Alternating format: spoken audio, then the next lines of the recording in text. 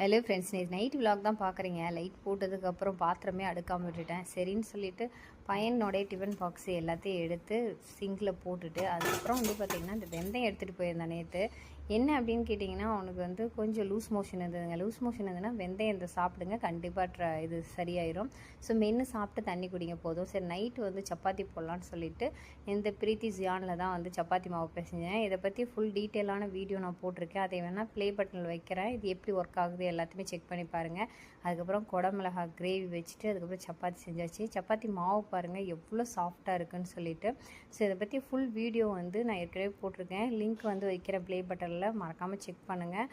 ஒரு வேளை new mixie வாங்கணும் அப்படின்னு நினைக்கிறவங்களுக்கு கண்டிப்பாக யூஸ்ஃபுல்லாக இருக்கும். இந்த மாதிரி சப்பாத்தி பிசைஞ்சு போட்டுட்டு அதுக்கப்புறம் பார்த்திங்கன்னா பயங்கர சாஃப்டாக வந்துச்சு.